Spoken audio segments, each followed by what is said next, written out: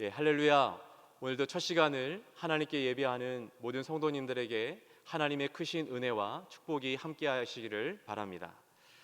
오늘 본문은 벨릭스에 이어서 유대의 총독으로 부임한 베스도가 예루살렘으로 올라가는 그 장면으로 시작합니다.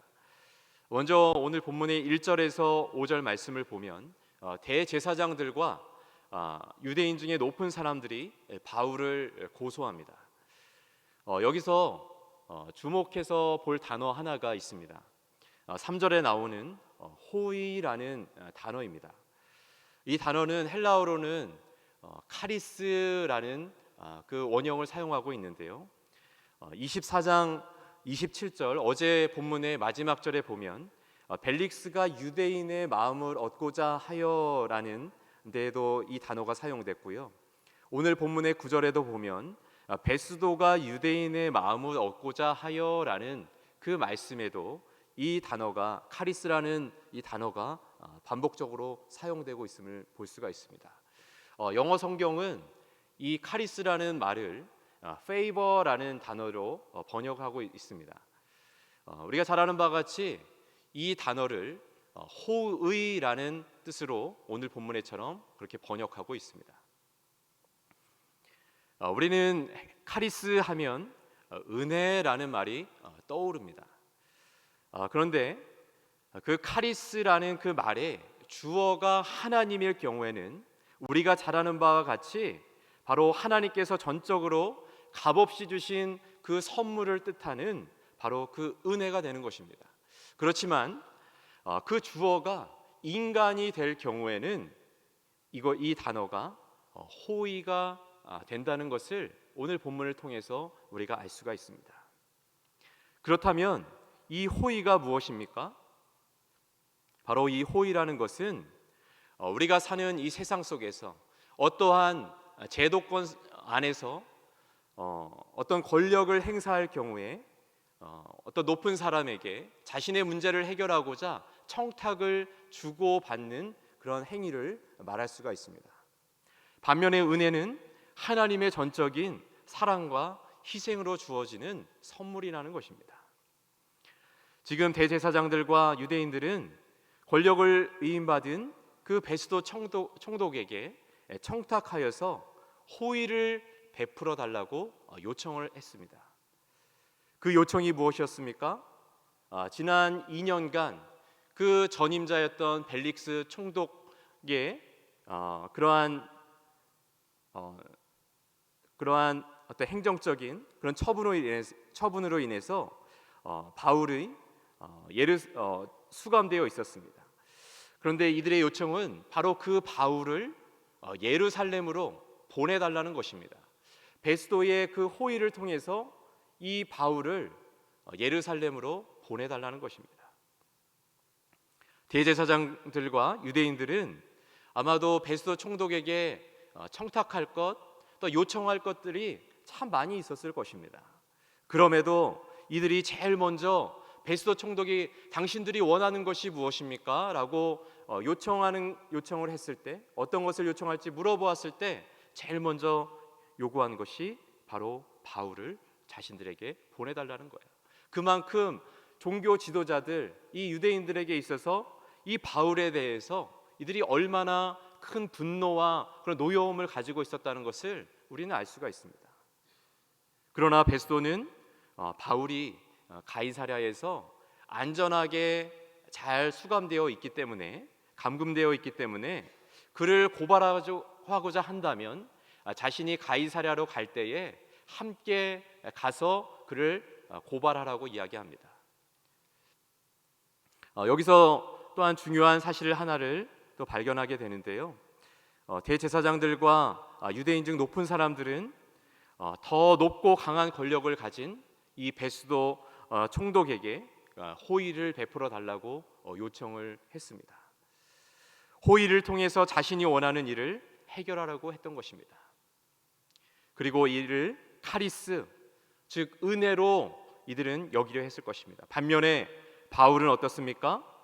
지난 2년 동안 가이사랴에 감금되어 있으면서 더 높고 강한 권력자를 찾아서 바울은 구걸하지 않았습니다. 어제 본문의 24장 26절에도 보면요, 이전 총독이었던 벨릭스는 바울에게 호의를 베풀고 돈을 받을 생각을 했었습니다. 그러나 바울은 단 한 차례도 이 벨릭스에게 호의를 구걸하지 않았습니다. 왜 그렇습니까? 바로 바울은 은혜의 사람이었기 때문입니다. 다른 말로 하면 하나님께서 주인이 되는 삶, 바로 하나님께서 전적으로 값없이 주시는 그 선물로 인생을 채워가는 삶을 살아가는 자였다라는 것입니다. 이어서 6절에서 12절 말씀을 보면요, 베스도가 예루살렘에 와서 약 8일에서 한 10일 정도, 일주일이 조금 넘는 그 시간을 보내고 나서요, 가이사랴로 내려갑니다. 가이사랴에 도착해서 이튿날 바울을 불러 재판장에 세웁니다. 예루살렘에서 함께 온 유대인들이 그를 에워싸고 여러 가지 죄목들을 걸어서 바울을 고발을 합니다. 그러나 그들이 바울을 여러 가지 중대한 사건들로 고발을 하지만 그들이 어떤 증거는 내놓지 못합니다. 어제 24장에도 이들은 무엇을 이야기합니까? 바울을 전염병 같은 자라고 이야기했습니다. 소요를 일으키는 자, 트러블 메이커라고 그러고요. 그리고 나사렛 이단의 우두머리라고 그랬습니다. 그리고 성전을 더럽게 하는, 성전을 모독하는 자라고 하면서 고발했었습니다. 그러한 오늘 또 예루살렘은 2년 후에 이렇게 예루살렘으로 가이사랴로 와서 바울을 고발하는 자들, 그들 앞에서 사도 바울은 또한 자신을 또 변호를 합니다. 8절 말씀입니다. 바울이 변명하여 이르되 유대인의 율법이나 성전이나 가이사에게나 내가 도무지 죄를 범하지 아니하였노라 하니. 아멘. 사도 바울은 지금 유대인들, 이 종교 지도자들이 자신을 고발하고 있는데 자신은 그들이 고발하고 있는 내용에 잘못한 점이 없다는 것입니다. 사도 바울은 하나님의 말씀 앞에서도, 또한 이런 유대인 그런 신앙 공동체 안에서도, 그리고 세상 법적으로도 자신은 잘못한 것이 하나도 없다는 것입니다. 그러자 베스도도 어떻게 말합니까? 베스도는 유대인의 그런 마음, 그들의 호의를 얻고자 9절에 바울에게 이렇게 묻습니다. 베스도가 유대인의 마음을 얻고자 하여 바울더러 묻되 내가 예루살렘에 올라가서 이 사건에 대하여 내 앞에서 신문을 받으려느냐라고 묻습니다. 베스도에게 있어서는 이 유대인들의 그 마음을 얻고자 하는 그것이 너무나도 강했던 것입니다. 그러나 사도 바울은 이 베스도의 이 질문에, 요청에 단호히 거절을 합니다. 그 이유가 무엇입니까? 두 가지로 볼 수가 있습니다. 첫 번째로는 사도 바울은 자신의 사명이 무엇인지를 분명히 알고 있었기 때문입니다.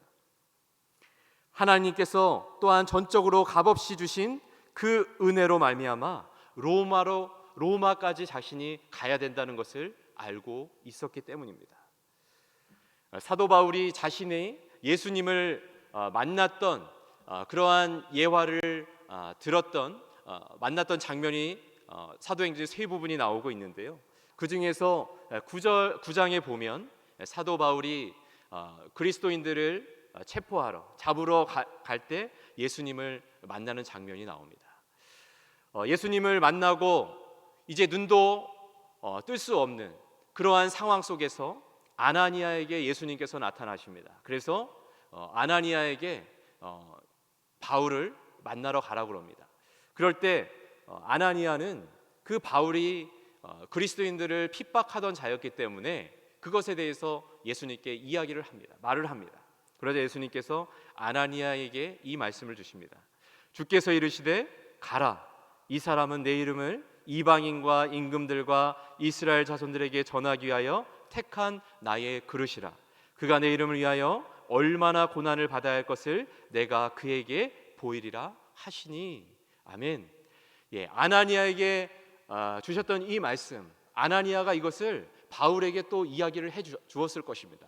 그래서 바울은 이 내용을 알고 있습니다. 내가 이방인에게, 임금들에게, 이스라엘 자손들에게 바울 너를 택해서 나의 도구로 너를 쓸 것이다라는 것을 바울은 알고 있었습니다. 실제로 바울은 세 차례 전도 여행을 통해서 이방인들이 사는 곳을 가서 많은 교회들을 세웁니다. 그리고 이제 이렇게 예루살렘에 와서 체포를 되어서 또 이렇게 총독들 앞에 이제 앞으로는 로마의 황제에게까지 가게 될 것, 그것을 사도 바울은 처음 자신의 그런 부름을 받을 때 예수님을 만날 그때부터 그것을 알고 있었습니다. 그래서 사도 바울은 이 베스도의 이 요청을 단호히 거부할 수 있었던 것입니다. 두 번째로는요, 23장 11절에 또 나오고 있습니다. 이 말씀은 바울이 그런 사내들인 공회 앞에서 자신을 또 변호할 때 예수님께서 이 유대인들이 바울을 죽이고자 할 때 그 천부장이 그 안토니아 요새로 데려가죠. 영내로 들어갑니다. 안전하게 데리고 가죠. 그럴 때 바울에게 밤에 나타내셔서 주님께서 주시는 말씀입니다. 그날 밤에 주께서 바울 곁에 서서 이르시되 담대하라, 내가 예루살렘에서 나의 일을 증언한 것 같이 로마에서도 증언하여야 하리라 하시니라. 바울은 이렇게 공회 앞에서 이미 증언할 때 이미 주께서 그에게 사명을 주신 것입니다. 로마에서도 증언하여야 하리라. 이 음성이 사도 바울 가운데 이렇게 담대하게 단호하게 이 베스도의 요청을 거부할 수 있도록 만들었던 것입니다. 마침내 사도 바울은 죄목을 찾지 못하고 증오와 분노로 가득한 예루살렘에서 온 유대인들 앞에서 또 그리고 이렇게 이러지도 못하고 저러지도 못하는 베스도 총독 앞에서 어떻게 호의로 그들의 마음을 얻고자 이 문제를 해결하려고 했던 이 총독 앞에서 단호하고 담대하게 말합니다. 11절 마지막 부분인데요, 이 사람들이 나를 고발하는 것이 다 사실이 아니면 아무도 나를 그들에게 내줄 수 없나이다. 내가 가이사께 상소하노라. 아멘. 사도 바울은 로마 시민이었습니다. 오늘날도 우리가 재판정을 우리가 믿지 못하면, 나에게 이 재판이 불리하다 싶으면, 불리하게 여겨지면 그것을 거부를 할 수가 있습니다. 재판정을 바꿀 수 있는 제도가 있습니다. 사도 바울도 지금 이 하급심의 이 재판으로 끝나는 것이 아니라 더 상급심으로 이제 황제에게 이제 상소를 하는 것입니다. 로마로 가겠다고 선언하는 것입니다. 이 부분을 통해서 또한 우리는 한 가지 또한 생각해 보게 됩니다. 우리는 정말로 카리스를 사람들에게 구걸하며 호의를 구하는 사람인가, 아니면 하나님의 카리스로 인도받는 사람인가? 다시 말하면 나는 호의를 주인으로 모시고 살아가는 사람인가, 아니면 은혜로 살아가고 있는가? 분명한 것은 삶의 주인이 누구인가, 그 주어가 누구인가를 분명히 정해야 한다는 것입니다. 그리고 기회를 얻기 위해서 호의를 구하는 것이 아니라, 다른 사람들의 눈치를 보는 것이 아니라 사명을 위해서 상황과 하나님의 말씀에 순종할 것인가 분명히 정해야 된다는 것입니다. 우리가 살다 보면 때로는 수많은 여러 가지 그런 어려운 일들이 발생하게 됩니다. 고비들이 있습니다. 그러나 그 삶의 고비 때마다 우리가 인생의 주인을 하나님으로 모시고 살아간다면 전적으로 값없이 주신 그 은혜를 선물로 주신 하나님께서 우리의 인생을 또한 책임져 주실 것이고, 매 순간마다 카리스로 또한 사명의 길로 인도해 주실 것입니다. 그러나 하나님의 은혜로 말미암아 또한 사도 바울처럼 사도 바울이 이렇게 담대하고 당당하게 살아가는 것처럼 또한 우리도 그렇게 살아가는 저와 여러분 되시기를 주님의 이름으로 축원을 드립니다. 바울이 이렇게 가이사에게 상소한 것이 이렇게 베스도에게는 어떻게 보면 한편으로는 다행스러운 일이었을지도 모르겠습니다. 해결하기 어려운 그 문제를 이제 자신이 해결하는 것이 아니라 이제 가이사에게 상소를 했기 때문에 상위 법정으로 이 문제가 넘길 수 있는 그러한 일이었기 때문입니다. 대신에 이 바울을 보내면서 황제에게 이 자가 무엇을 잘못했는지 그것도 상소 자료를 또 보내야 되는 것입니다. 그래서 한편으로는 이 지금 베스도에게는 숙제가 또 주어진 것입니다. 그런데 때마침 13절부터 보면 유대 종교와 문화를 잘 알고 있던 아그리빠 왕과 버니게가 이 베스도를 아련하려 인사를 드리러 이렇게 찾아옵니다. 베스도에게 지금 그 상황에서 도움을 줄 수 있는 그 사람들이 찾아온다는 것입니다. 오늘 본문에 나오는 그 아그리빠 왕은 아그리빠 2세입니다. 헤롯 대왕의 증손자이고요, 또 갈릴리와 베레아의 분봉왕이었습니다. 그에게는 유대의 대제사장 임명권도 있었고요, 예루살렘 성전의 감독권 그리고 회당의 통치권도 그는 가지고 있었습니다. 이 아그리빠 2세는 로마 정부의 친로마 성향을 가지고 있었습니다. 그래서 총독이 이렇게 부임할 때마다 그 총독을 이렇게 예방하러 인사를 드리러 왔던 것입니다. 또 버니게가 같이 왔다고 그러는데요, 이 버니게는 바로 아그리빠 2세의 여동생이었습니다. 누이였습니다. 지금 남매가 함께 이 베스도 총독을 찾아왔다는 것입니다. 베스도 총독은 자연스럽게 이렇게 아그리빠 왕에게 바울 사건에 대해서 자신이 해결할 수 없는 이 문제에 대해서 아그리빠 왕은 어떤 생각을 가지고 있는지, 어떻게 판단을 할지 자문을 구합니다. 그러면서 이야기를 합니다. 유대인들이 그 바울을 고소하는 그 내용들을 보면 로마 법을 가지고서는 잘못한 것이 없다는 것입니다. 기소할 것이 없다는 것입니다. 그들이 이야기하는 것을 보면 그 유대인들의 어떤 종교적인 문제들, 또 예수님이 죽었다가 살아나셨다는 어떤 부활의 문제, 그런 것들로 이 문제이지, 종교적인 어떤 그런 문제이지, 로마 법으로는 우리 바울을 죽이거나 어떻게 할 수 없다는 것입니다. 그렇게 설명을 합니다. 그럴 때 이렇게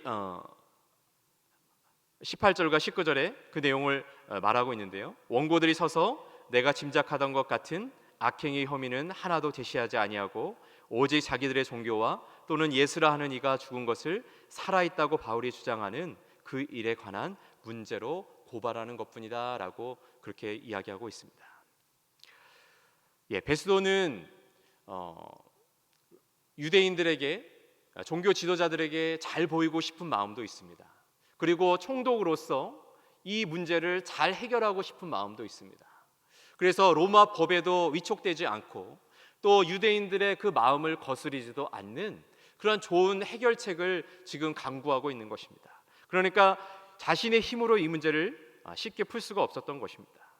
그래서 바울에게 그렇게 이야기했었던 것이죠. 25장 9절과 20절에 베스도가 유대인의 마음을 얻고자 하여 바울더러 묻되 내가 예루살렘에 올라가서 이 사건에 대하여 내 앞에서 신문을 받으려느냐. 그리고 20절에는 내가 이 일에 대하여 어떻게 심리하는지 몰라서 바울에게 묻되 예루살렘에 올라가서 이 일에 신문을 받으려느냐. 이렇게 계속해서 이 베스도는 사도 바울에게 질문하고 또한 요청하고 있는 것입니다. 근데 사도 바울은 자신이 예루살렘에 올라가면 유대인들에게 자신은 죽임을 당할 것이라는 것을 알고 있었습니다. 그래서 사도 바울은 이 지금 베스도의 요청을 들어줄 수가 없었던 것입니다. 예수님도 그렇지 않습니까? 예수님도 십자가 지시기 전에 유대인들이 예수님을 죽이고자 할 때 예수님께서 이렇게 마치 우리가 봤을 때 도망가시는 것처럼 여겨지는 모습들이 있었습니다. 지금 마치 바울도 그처럼 여겨지기도 합니다. 그러나 예수님께서 그 십자가의 이를 지는 그 시간이 됐을 때 그 죽음을 두려워하지 않고 그 길을 가셨던 것처럼 지금 사도 바울도 이제 때가 됐으므로 지금 로마로 지금 가고자 하는 그 마음을 굳히고 지금 이렇게 이야기를 하고 있는 것입니다. 바울이 로마로 가고자 하는 그것을 이룰 수 있는 방법은 바로 로마 황제의 그 재판을 받는 그것이 최고였던 것입니다. 21절의 말씀에 보면요, 바울은 황제의 판결을 받도록 자기를 지켜주기를 호소하므로 내가 그를 가이사에게 보내기까지 지켜두라 명하였느라 하니. 아멘. 오히려 사도 바울은 이렇게 베스도 총독의 로마의 그런 보호 속에 있는 것이 더 안전하였던 것입니다. 그래서 이제 그 아그리빠 왕과 또 버니게 그리고 천부장과 여러 그런 권력자들 앞에서 이제 바울이 또 한 번 자신을 또 변호하는 또 내용이 이어져서 나오고 있습니다. 베스도가 이렇게 이들을 앉혀놓고 이야기하면서 바울에게는 내가 봤을 때는 아무런 죄가 없다고 이야기하면서 상소할 자료를 자신이 얻고자 한다라고 이야기하고 있습니다. 사도 바울에게는 죽일 죄가 없었다는 것입니다. 감옥에 감금될 이유도 없었다는 것입니다. 사도 바울에게 이 상황은 참으로 또 억울한 그러한 상황이었을 것입니다. 그러나 이 상황 가운데 우리가 봐야 할 것은 바로 하나님께서 숨겨놓으신 섭리가 있었다는 것입니다. 어떤 힘 있는 나라와 조직 또는 권세에 의해서 바울은 마치 패배하고 또한 굴욕당하는 것처럼 보일 수 있지만 그것이 아니었다는 것입니다. 오히려 바울이 이러한 고난을 통해서 이러한 로마의 어떤 재판을 통해서 이러한 총독들의 재판을 통해서 바울을 안전하게 로마로까지 인도하시려는 그 바울에게 나타나셔서 예언의 말씀을 주셨던 그 말씀을 이루려고 하셨던 그런 하나님의 기쁘신 뜻, 하나님의 섭리가 이루어지는 그런 기쁜 뜻이 이 사건 가운데 있다는 것입니다. 우리도 이 세상을 살아가면서 그럴 때가 있지 않습니까? 여러 가지 문제를 당할 때 왜 하나님은 나에게 이런 문제를 주실까 하면서 하나님을 원망할 때도 있습니다. 하나님의 뜻대로 나는 바르게 산다고 하는데 힘든 일이 생기면 하나님을 원망할 때가 있습니다. 그런데 그 시간이 지나고 나서 아니면 내가 그 순간 속에서라도 이것이 하나님께서 나에게 깨닫게 해주시는 그런 섭리가 있을 것이다, 하나님의 그런 계획이 있을 것이다 하는 것을 내가 깨닫는다면, 내가 그것을 알고 있다면 그것을 우리는 능히 이기고 또한 그것을 우리가 순순히 받아들이고 갈 수 있다는 것입니다. 사도 바울은 지금 억울하고 또한 고통스러운 이 상황이지만 주님께서 자신에게 이 일이 왜 일어나고 있는지를 깨닫게 해주셨기 때문에 이를 묵묵히 갈 수 있었던 것입니다. 여러분들의 삶 가운데서도 이러한 억울한 일을 때론 있다 할지라도 또한 주님을 믿으면서 힘든 일이 있다 할지라도 하나님께서 이 사건을 통해서 나에게 깨닫게 해주시는 것이 무엇이 있는가 또한 생각해보고 그것을 하나님을 의지하여서 그 모든 문제들을 또한 잘 또 이겨내고 승리하는 여러분들 되시길 바랍니다. 지금 코로나로 인해서 또 여러 가지로 많이 힘드실 줄 압니다. 가정 가운데 또 경제적으로도 많이 힘들 줄 압니다. 또 사업을 하시는 분들 지금 이게 한 달, 두 달이면 끝날 것이다 생각했으면 끝나면 뭐 그나마 괜찮았지만 이게 여러 달이 지남으로 인해서 회사를 경영하는 사람들은 너무 힘들다는 이야기를 듣습니다. 고정적으로 임금을 줘야 되는데 그때 돌아올 때마다 큰 스트레스를 받는다는 이야기를 듣습니다. 내가 의도하진 않았지만 이런 상황들 속에서 우리가 더 하나님을 의지하고 더 하나님의 말씀 붙잡고 또 살아감으로 그런 문제들 속에서 승리하는, 또한 그 가운데 하나님의 섭리를 깨닫는 저와 여러분이 되시기를 주님의 이름으로 축원을 드립니다.